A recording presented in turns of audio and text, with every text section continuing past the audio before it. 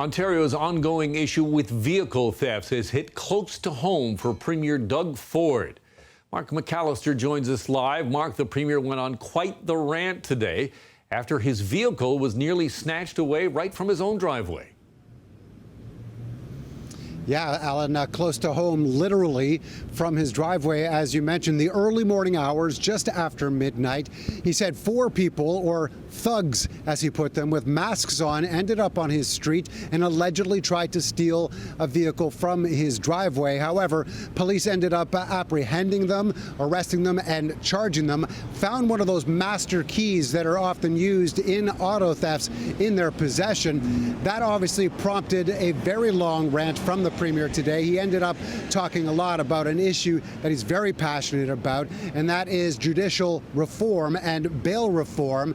It went on for a good 5 minutes, uninterrupted. Here's a short portion of that. These people that are terrorizing our neighborhoods and feeding drugs to our people. That's number one. They need to change the criminal code. They need to change bail reform. I will be all over him until this gets done. Stop the dilly-dallying around. 10 years we've seen, we're going to do it, we aren't going to do it. You know, Prime Minister gave me his word, he's going to change it. It has to be done. Mark, there are a number of stories that came out of the Premier's press availability today. In just a couple of months' time, we might actually be able to get on the Eglinton Crosstown? That's still a big question, Alan. Yes, there's a reason why I'm standing outside of Eglinton Station right now. It seems that the project is no longer just inching along. The crosstown is, in fact, getting closer and closer, but there's still a few more station stops ahead. As of today or tomorrow, movement of trains on the line is actually governed by the TTC, as it will be when the line's in revenue service. Metrolinx's top executive says the provincial transit agency is no longer at the helm of the LRT trains along Eglinton, with TTC operators having completed their training. Now, a new phase before opening, what they call stress testing the system and the full complement of 28 vehicles running the line.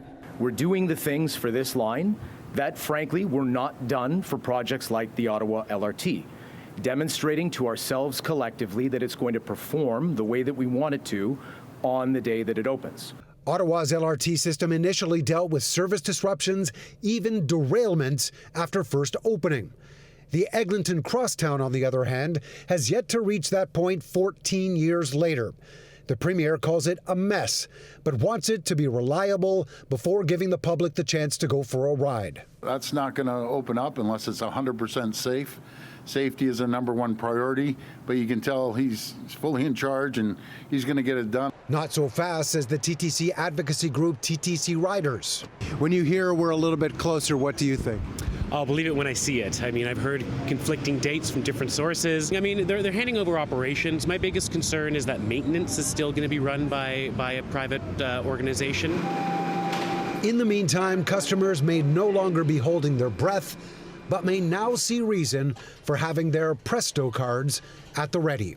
If everything goes according to plan and real progress is being made, that's why we have a September fall date for the Eglinton Crosstown. But I want to stress that we cannot open that system if it is not going to perform.